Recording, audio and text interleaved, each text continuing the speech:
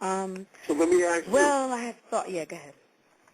Should your relationship be reduced to a therapy session with you as a self-help guru to help your mate with their issues?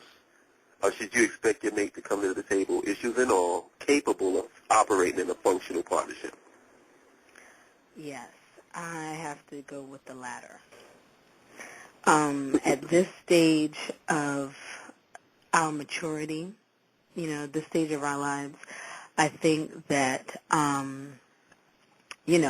philosophy, I like a lot of sayings, and one of the sayings that I've always lived with is a relationship exists for me to enhance my world, but not to become my world, and that I can't rely on another to bring me happiness. I must bring my happiness into the relationship.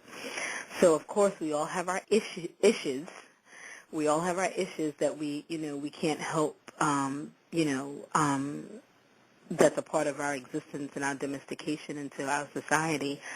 But at the same time, there has to be a level of balance with respect to how you handle that, that stuff. So I don't, at this stage of my life, I want to be happy, and I don't really subscribe to the concept that a relationship or things in life in general has to always be so downtrodden and challenging. And, I think a relationship should have stimulation. It should involve fun. It should have laughter.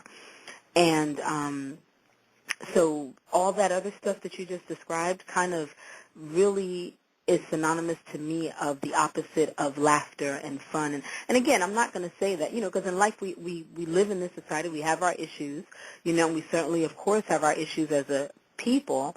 But we've forgotten that we can be happy, that we're supposed to be, and that a relationship should be fun. I want to kind of have a woosah moment when I see my mate. I want to have I want a, collapsing moment where I can just chill and just be.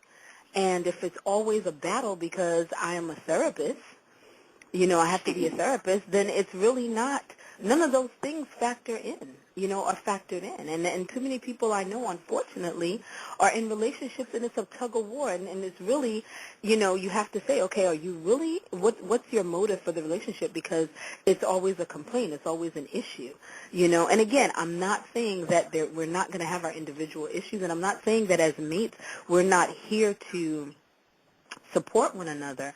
But support is the operative word here, but we should be able to, again, bring our own happiness. So that means that indicates that indicates there's some work that's already been done, and you have a functioning formula for yourself to deal with the trials that may come up in your individual lives. And also, too, we forget that we're to treat our mates as friends. A lot of times we treat our friends better than our mates, but our mates are supposed to be our friends. So that's my little 2 cents. Well, you just touched on something that I'm going to ask the question that I didn't ask initially. Do you have the right to be happy? Hell yeah. Right. Yeah. Hell yeah. Basically. Go ahead. Yeah, go ahead. No, yeah, and I think that that's the problem. The issue is that we have we have not accepted the challenge. I think, we haven't accepted thoroughly the challenge of I'm worthy. I'm worthy to be happy. I deserve happiness.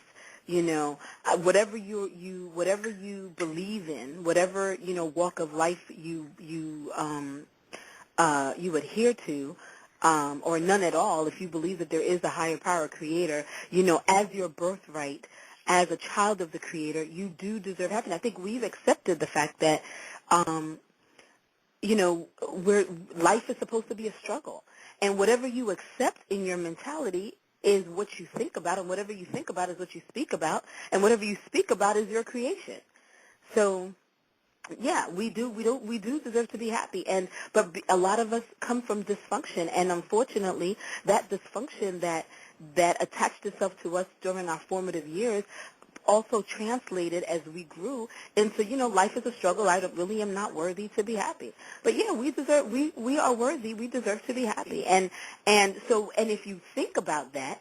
If you think about deserving to be happy, then you're going to work on your own individual happiness, and then it takes me back to I'm going to meet you happy, you're going to meet me happy, and when we get together, guess what? We're going to have a little bit of heaven, and that's not unrealistic, but we do think it's unrealistic, but it's not unrealistic. We have to change our mentality so that we can draw different energies into our space, our spaces.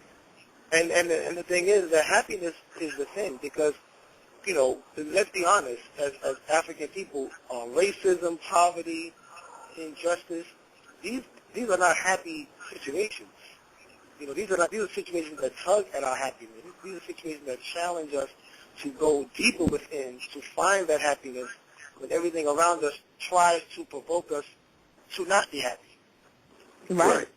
Right, and so what that means is to call on your power, call on your own individual power that dictates otherwise. It means you have to call on exactly what you said, go within, call on your own individual power, because we do believe that I believe a lot of us, at least those of us on this phone, I believe a lot of us know that we do have power, but we have to connect with that power day to day and know that we are capable, even in spite of all the things that you mentioned that are very real, we are capable of doing the work that involves self-talk and to operate within that power to change our personal reality to bring about and accept the fact that we're worthy of being happy in spite of all the nonsense that we're born into. Right. And it does take work. It does take work, but it's not impossible. Right. And I hate to draw back on the football analogy, but it's just so appropriate. The way I see it is like when you start off in the training season where you get into shape and you find out who's going to be on the team. I consider that the dating process. Right. Then you make your picks. You say, all right, well, I'm picking this person because we're going to go and win this championship. Now, once you get the team together, which is the two people, throughout the course of the season, there's going to be fumbles, there's going to be interceptions, there's going to be games where you lost, there's going to be games where you won, you may have got blown out a couple of times, and you may not even win the championship that year. Right. You know what I'm saying? Right. I consider that just the normal things that come with just going about the process of trying to, advance. So it's not like, because I know I was accused of saying that, people, I'm looking for perfection. It's not perfection. What it is that you have to get, if you're going to win anything, you got to get two people who's capable of winning. Yeah. You know what I mean? And winning for a relationship means being, progress, building with each other. Right. So really the most important thing is during that training season, who's going to get dropped, who's going to get released, and who's going to actually make the cut so y'all can go and play the rest of the season. Right. And just because you made the team doesn't mean you're going to always stay on the team. Exactly. Because if you're not performing up to a certain level, at some point they're going to have to get you out of that position. Right. And I don't see it any different from how it is with a relationship. If that is your goal, is to build, then that's the type of mentality that you have to have.